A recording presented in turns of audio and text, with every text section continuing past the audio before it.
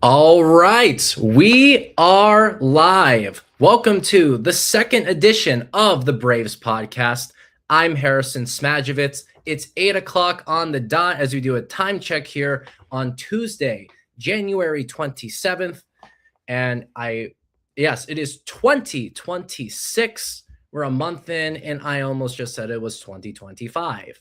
I hope everybody is doing their best to stay warm. Gotta say, I'm in my second winter in Atlanta, and so far, gotta be honest, not a fan. And look, maybe I got unlucky so far. Had snow last year, freezing rain this year, but as a Florida boy growing up, can't say this is something I am accustomed to and can't really see myself getting accustomed to anytime soon. But anyway, we're live on Facebook. We're live on YouTube. Hope everybody is tuning in. And instead of the three main topics that I typically plan on doing, we're going to hit two smaller news, Braves directly related, Braves adjacent topics, and then we'll get into the two main talking points for this episode. Jose Suarez is back with the Braves. They claimed him off waivers from the Orioles, the team that claimed him off waivers from the Braves.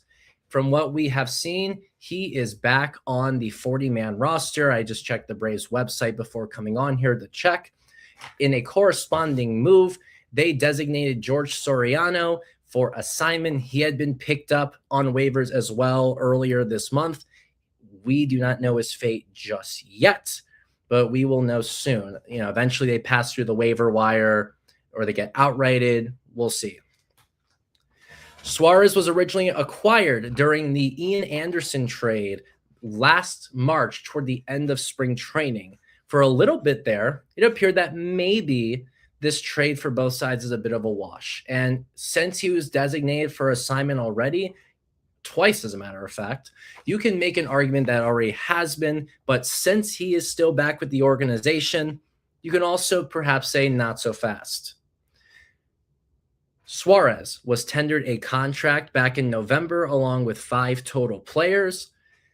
Not everyone saw that one coming, but based on the fact that he was tendered a contract, the fact that he was brought back shows the Braves have some kind of plan for him, or at least they see him as part of the plan in some way, shape, or form. One thing that stood out for him was he was back mostly in the minor leagues, but he had a couple notable appearances with the Braves during the major league season. The most notable one was a doubleheader with the Nationals. Pitched 7 innings, had a career-high 9 strikeouts, and then gave up 2 runs, mostly out of the bullpen besides that, and he pitched well. He had a 1.86 ERA. I can assume in some way they can find some type of plan for him. The second talking point I want to look at quickly, Craig Kimbrell, the former electric closer for the Braves, has signed with the Mets. He's heading back to the National League East, but with a rival. He is on a minor league deal. He will be invited to spring training down in Port St. Lucie, and you got to give him one credit. The moment we think he might potentially be done with his career, when he was DFA'd by the Braves last year after that one brief outing out in San Francisco, many of us wondered, is this it? Have we seen the last of him? Nope. He was picked up by the Rangers, then DFA'd, then goes to the Astros, and then he gets to pitch there for a few extra times in the major leagues as well. And that was when he finally got to actually make, funny enough, his return to Atlanta that season. It didn't happen when he was with the Braves organization for multiple months. It came when he was with the away team, the Houston Astros. Funny how that works out sometimes. But as some of you guys probably know from last year, he was signed toward the end of spring training, spent a lot of time with AA and AA Columbus, AAA Gwinnett, and he got that one appearance. Scoreless inning, a little bit of a messy inning, but it was still scoreless nonetheless. And then he was immediately removed from the 40-man roster. It was a reunion. It came, it went. If you missed it, I can't say I blame you. It was pretty quick. All right, let's move to the main topics of this episode. And, the Atlanta Braves, they still need a starting pitcher. There's a future Hall of Famer out there. There's two of them, but we're going to stick with one right now. We'll get to the second one when just opening the floor to discussing other starting pitchers. He's still looking for a landing spot. And since the Braves have just missed on Freddie Peralta, he went to the Mets as well. A lot of names going to the Mets as of late, as it seems. Why not discuss if Justin Verlander makes sense for the Braves? I wrote a story on this, and I figured if I'm willing to put pen to paper, it's something I got to be willing to talk about too. I'm not trying to say, should they sign him or should they not? This is just a fun idea to see, is this a potential partnership that could make sense for the two? I'm just trying to get the ball rolling on some potential options. Now, I do not know any rumors. I have not heard anything that could connect the two. Just a discussion. I have saw there was like a prediction where he could go to the Rangers. I know they tried to link him to Baltimore, but in the end, it's the offseason. It's so unpredictable. You really have no idea what's going to happen until a team finalizes a deal with a player and then goes to Twitter and says, hey guys, look what we just did. Because that's just how it is. I mean, look at some of the moves the Braves have made this offseason. Imagine you go back to the beginning of it and you say, so they're going to sign Robert Suarez and Mike Yastrzemski. And if someone had asked me, do you think those are two players that are going to go to Atlanta? I would have said, probably not. Suarez, at least there was a report during the winter meetings that it could happen. As for Yastrzemski, we knew leaving the winter meetings that they were laying the groundwork for something to happen. It just, the fact that it was Yastrzemski specifically was what came out of nowhere a little bit. It made sense. They needed another bat that could swap around and maybe be a designated hitter at times because Marcell Ozuna is no longer with the team, at least right now. Who knows? What if he, again, it's unpredictable. What if they just re-sign him now? You never know. I don't think that's what's going to happen. But again, if I had tried to make predictions at the beginning of the offseason, I would have been wrong. And so if someone had asked me, do I think the Braves would sign Justin Verlander? I'm not going to say yes. It could potentially happen if they decide to do it. Do I think they will? I'm leaning toward probably not, but there are ways in which signing him would make sense if they were to make the leap and do it. Now, and I get it, the big hesitancy with Verlander, his age, the fact they had a very slow start to last season, heading into his start against the Braves at Truist Park, he had a 4.99 ERA and he had a 1.51 WHIP. He was 0-8. That was his first win of the season. I know not everyone's big on pitcher record these days, but it just shows where he was at, that's where he got his first win. But after that, he actually looked pretty good. In his final 13 starts of the season, he had a 2.60 ERA and a 1.19 WHIP. So depending on where you were in the season, you would be getting a version of JV that you would love to have in your starting rotation if you're the Braves, and another part where you do not want to touch him with a 10-foot pole. You're wondering why hasn't he chosen to call it a career yet? But that's one of the perks of the speculation here. There's a few ways to look at it. Perhaps he was still trying to find his form after a difficult year and a half. He was injured. Then he struggled to find consistency. He wasn't on the Astros playoff roster. He struggles the first half of the 2025 season. He finds his footing, and then he's able to come back and then look just like his old self once you get to the latter half of this season. But you also have to consider the fact that what if this is just a new trend? What if JV going forward takes half a season to look like his old self again? And if you're the Braves, is that a performance you want to invest in? I'm not so sure. We really wouldn't know until you have him go out there, he plays a season, and you have an idea. Because once you have like 2 seasons of it, you have an idea of a trend. So the point is, the reason not to would be the uncertainty. Also, just remember, he is going to be 43 years old come opening day. Perhaps someone wants to have him in the rotation just because of the name. After all, he is a future Hall of Famer. Or you might just say, let's move on. We can look at somebody else. And I think also when it comes down to it, I want to circle back to the idea of would it make sense? I will say it could in the right circumstances. If it's a situation where the contract makes sense, obviously it's going to be a 1-year deal. I know there's no such thing, some argue, as a bad 1-year deal. But I think when it comes to who you sign and what you might be getting out of them, it influences whether or not you want to give them $15 million for a season. Maybe if it's 10, it's a little easier to just wipe your hands clean at the end, but those numbers do make a bit of a difference. And specifically wondering why Verlander in particular. We could also look at other options like Max Scherzer, the other future Hall of Famer. Why not Framber Valdez? Why not Chris Bassett? Why not Zach Gallen? And, I would love to still talk about those guys. Scherzer, yes, he was part of the Blue Jays' run to the World Series. He started Game 7. He has still shown he can be that guy in the postseason. The one issue that I would think the Braves would have is that they are trying to fortify the rotation to stay healthy. Verlander had 29 starts last year. Even at his age, that's not an issue. Scherzer did not even reach 20 starts. And while he was part of the postseason roster, and that is a good qualifier for who the Braves might want to sign because they're hoping to have someone who can start in the playoffs. That would be an issue for Chris Bassett. He checks the boxes of older veteran, gets you 30 starts, but he was mainly out of the bullpen during the postseason. And that could be a sticking point if they were to potentially assess him as an option. I don't know if they have, but if they were, I would imagine that that's the case. Valdez, yes, in theory, Martin Maldonado could make his pitch because he's part of the front office now and bring one of his buddies to the Braves organization. The only thing that would probably be a sticking point for me is, look, we heard a while back that there was some interest in Valdez. That was in mid-December.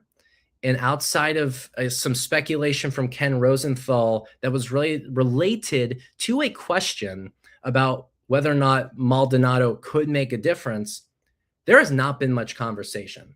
I would be very surprised if that was a move that would happen. One that's been coming up as well that I think would be interesting is Zach Gallen. I think that one's doable in the right, again, like Verlander, in the right circumstance. If it's a 5-year contract, I don't think that one makes as much sense for the Braves. But if it's, let's say, 3 years, 60, I think that could start to make more sense. He's durable. He'll get you 30 starts. Whether or not he's able to manage base runners or the long ball based on last season is a question mark, but we'll see. But circling back to Verlander, while he was not pitching for the Astros in the postseason 2 seasons ago, if the Giants had made the playoffs this year, with the way he had pitched down the stretch, I imagine he would have pitched in a postseason game. Now, whether or not what you get from Verlander in the postseason is a bit of a wild card. Sometimes you do get a strong start. Sometimes he gives up 5 runs and he's ran out in a few innings. You just do not know. But in the end, if Verlander's pitching well, there's no way you do not start him in a game. So that I wouldn't say would be a big deterrent if he were to sign with the Braves in theory. Moving on. So while we discuss the potential prospects of, having some fun, seeing if it makes sense to sign a future Hall of Famer, let's talk about the future. We segue from the old and go into the future new. There are some standout prospects we've talked about heading into the 2025 season.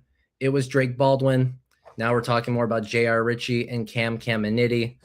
This time around, let's talk about who's the 14th ranked prospect right now, because it looks like his prospects, no pun intended, could be starting to move up eventually. Now, the 2026 top 30 for MLB.com is not out as of the recording of this episode. So just keep in mind, maybe he does move up. The 14th ranked number is based on the 2025 season. This is outfield prospect Diego Tornes. He signed last January as an amateur prospect for a $2.5 million signing bonus. He immediately became a top 30 prospect for the team. And Baseball America, over the last a few days ago, very much hyped him up. I'm going to read a quote from one of their tweets that was posted. While his DSL, and DSL's the Dominican Summer League, while his line didn't stand out, he still has the highest ceiling of any position player in Atlanta's system. And for that reason, they named him among the 15 players who they considered to be in their dartboard options. And by that, they mean it's like, they're throwing darts on a board, see what makes sense. I'm sure it's more of an educated dart throw based on what they know. And I was able to pull up his scouting reports. So if they're hyping him up, what do we got? So we have a 17-year-old prospect out of Cuba. He is 178 pounds, a switch hitter, and he's already 6'2". So he's already got most of his height out of the way. He will likely spend a lot of his time as he develops and gets older, filling out, putting on some muscle, working on his power. But he's got some tools that are already considered above average. You have his contact. It's rated a 55 on the 20 to 80 scale. If you're not familiar with the 20 to 80 scale, that's a very common way of measuring talent for baseball prospects. Once you hit about 50, 55, you usually consider above average. Anything get higher is plus, you go from there. Most prospects are between, let's say, 40 and 55. Sometimes you see a 60 or a 70 if some tool is absolutely insane. But for Tornes specifically, 55 contact, 55 speed, 55 arm. He has an above average. Has an above average contact bat. He's got the speed and he's got the arm. And even then, the other tools, his power and his fielding, there are 50. They're not that far behind. The point is they see some expectations in him, and there's definitely plenty of room for him to grow. And while they said they're not necessarily big on the numbers right now, I don't know. For someone who's seeing his first taste of affiliated professional baseball, even if it's the Dominican Summer League, which is the same equivalent as the Complex League that you have in Florida, the FCL Braves would be the exact same level as the DSL Braves.